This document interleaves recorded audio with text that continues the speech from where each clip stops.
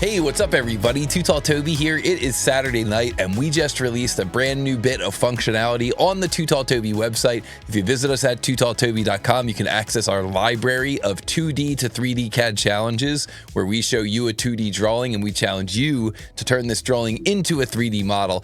And I've created hundreds of these challenges for all the amazing members of the Too Tall Toby community. Well, brand new starting tonight, you can create a challenge and upload it to challenge the other members of the Too Tall Toby community. These are called user-submitted CAD challenges, and we can see so far we've got one single challenge up here, and we're going to give this challenge a try tonight. Now, this video is going to contain a spoiler. I am going to show you the answer at the end of this challenge. So if you want to do this one yourself, head on over to tootalltoby.com, click into that user-submitted CAD challenges library, and you can try USCC001 using any 3D CAD package. I'm going to try to solve it tonight using SOLIDWORKS. So here we go into this tutorial. We are going to show the answer at the end of this tutorial.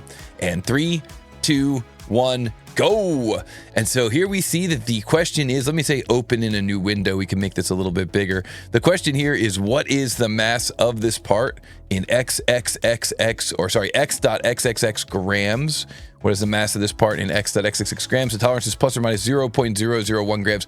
And this CAD challenge is brought to us by our good friend Casca, very popular member of the Too Tall Toby community on Shape Wizard, and coming out swinging here with the very first CAD challenge submitted by users.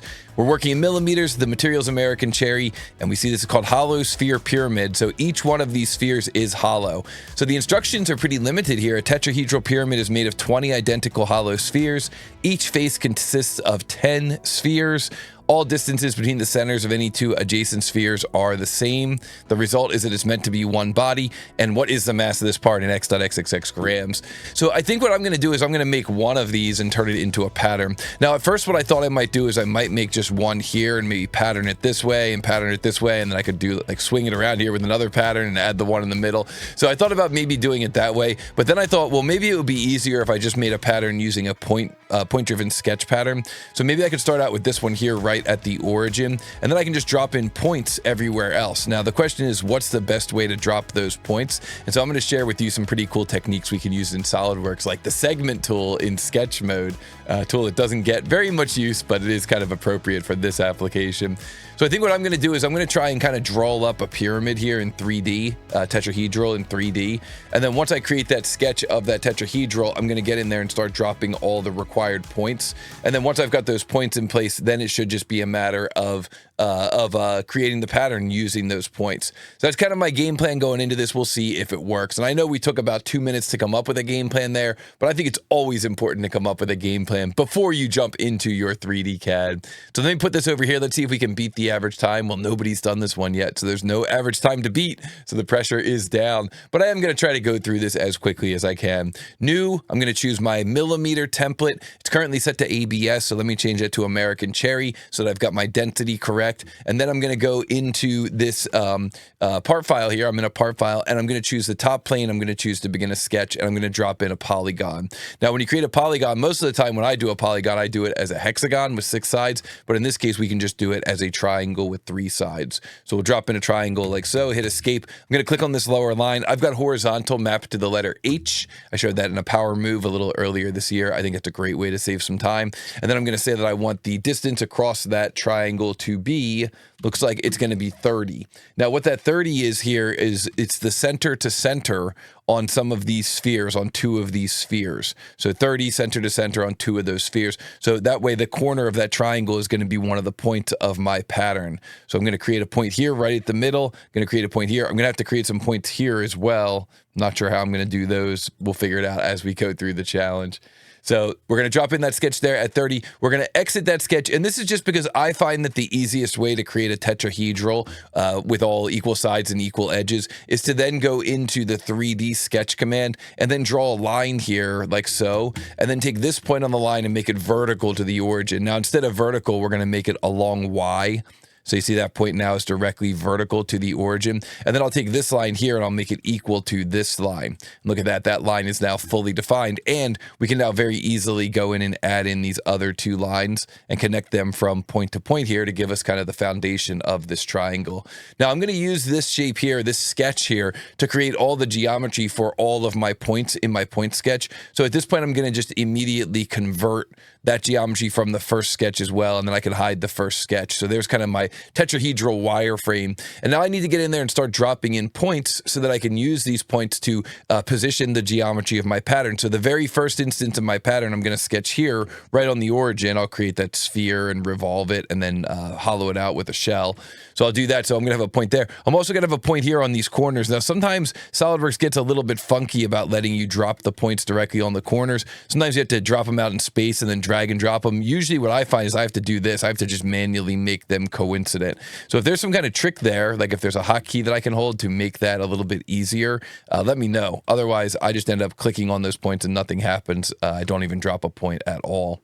So now I've got a point here at the center. I've got a point on all those corners. Now, how am I going to get the points that are going along these lines here? Well, to get those points, we can use a really old command in SOLIDWORKS that I almost never get to use. Tools, sketch tools, segment. Here's one that a lot of you maybe have never used either. Tools, sketch tools, segment. And what this lets you do is it lets you take a line and break a single line up into multiple segments. So it's like a split, split, split, or drop multiple points along a line. Well, I'm going to drop multiple points along this line so that I get 1, 2, 3, 4 points along each edge. 1, 2, 3, 4. That's what I need for my pattern. So look at that. That looks like the perfect solution. Let's go, sketch segment. And then I'm going to hit the green check mark, and then I'm just going to press enter, because enter is the shortcut to start the previous command over again. So this line, enter, this line, enter, enter, this line, enter, enter, this line, enter, enter, this line, enter, enter, and this line here, enter. And now we're done with that sketch segment tool. And now the only thing that's really left to do is when we get to this second row, it's a little hard to visualize, but on the first row, we've got these 1, 2, 3, 4 points. On the second row, we've got these 1, 2, 3 points. So what I can do here is I can sketch a line, and then I can easily drop a point there at the midpoint of that line and then repeat, repeat. So if I go here to this second row here, I can do a line, line, line, line, line, and then I can drop a point at the midpoint of each of those lines. So drop a point here, midpoint, drop a point here, midpoint, and drop a point here, midpoint. Now, this is where it's good to know that the point-driven sketch pattern command only cares about points. So the endpoints of our lines it ignores. It only cares about these points here. And anytime we drop a point on our sketch, that's where we're going to get another instance of the pattern. Let me delete those extra ones. So now I'm going to exit that sketch, and I'll rename that to something like point sketch. Now I'm going to create the sphere. So top plane, begin a sketch, orient my view. I could probably just make it hollow and revolved in one command. So I could probably just do the whole thing all in one shot. But what I usually do when I'm making a sphere is I usually go through and trim it. So I'll do like one of these. And then this is my diameter. So let's make that 9. And then I don't know if 9 is right, actually. It might be 11. Let's see once we do the pattern. We can always go back and look at it. It's not called out on the drawing. That's the thing. There's nowhere on the drawing that it says this is what the diameter is supposed to be. You have to use some of the other clues, like every sphere is the same distance apart. And like this total distance here is 30, so therefore the center to center distance is 10. I know that's weird because there's 4, but it's like it's 10 to here. So then it's 10 more, so that's 20, and then it's 10 more, that's 30. So you know it's 10 from there to there. And the wall thickness is 1 millimeter everywhere. The wall thickness is 1 millimeter everywhere. So what leaves us with a 1 millimeter overlap there if this distance here is 10? It's probably either 9 or 11. So I'm going to guess 9 for now, and we'll come back and see if that's right in a minute. So I drew the center line in for that one, and now I'm going to turn this into a revolve. There we go, revolve. And now this thing's still solid. Okay, so what I'm going to do is I'm going to choose a shell command, 1 millimeter, enter, enter, meaning when I did the shell, I didn't pick any faces. 1 millimeter, enter, enter. If you don't pick anything here, then it becomes hollow. Okay, so then it goes hollow. I don't know how to spell hollow. H-O-W, yeah, there we go, H-O. So hollow, H-O-L-L-O-W. So now we've got that hollow sphere there. So now if we look at this in a section again, boom, there's the hollow sphere.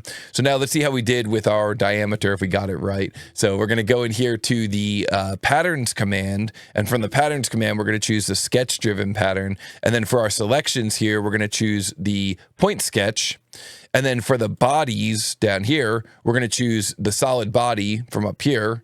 And we're gonna hit the green check mark, and oh, that does not quite look right. Let's go top plane. So here I'll right click on the top plane and I'll go section view. And those are supposed to be overlapping so that we end up with 1 millimeter perfect. So let's see if we change our diameter there to 11, if it gets us closer to what we want.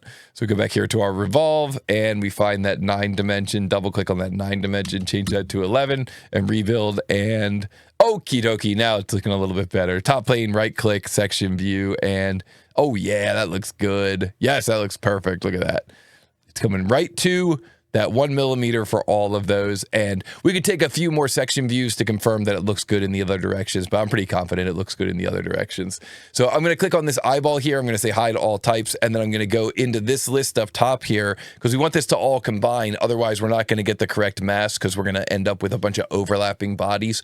So I'm going to pick this first body, come down to the last body. I'm going to hold shift. So left click here, hold shift, left click down here, let go of shift, right click, and then you can choose combine, and combine them all together using add. And now we can look at our sensor and we're coming up with a mass of 3.306. 3.306, and woo! Just under 10 minutes, right on the line. Let's go. So there you go, guys. The bar is set. A 10-minute speed run tutorial, whatever you want to call it. Guys, I'm just super excited about the idea of all of you submitting your own CAD challenges to our library. It's going to be a lot of fun. Be sure to take a look at the terms and conditions. Be sure to take a look at the instructions. You've got to submit your run using a standard template so that we all have kind of a similar look here for these things. I've provided a download link to the folder where you can download this template. I've got it in SOLIDWORKS format. I've got it in image format. I've got it in DXF. I've got it in DWT. So if you want to use it in Onshape, you can just load the DWT in. So trying to cover all my bases here so that you can create drawings in whatever CAD system you're working in, upload those drawings and challenge the community. I'm so excited to see what type of stuff we get from it. And if you're excited too, or if you just like this video, be sure to hit the like button. If you learned anything cool, be sure to let me know down in the comments what you learned. If you have any questions about what I showed, let me know that down in the comments as well. And if you enjoy these kinds of 2D to 3D modeling challenges, be sure to visit us at tootalltoby.com. We've got over 300 of these challenges, fully defined, reliable drawings waiting for you to get in there using any 3D CAD system and start earning points on our community leaderboard. And I will look forward to seeing all of you in the next Too Tall Toby user submitted CAD challenge tutorial. See you, everybody.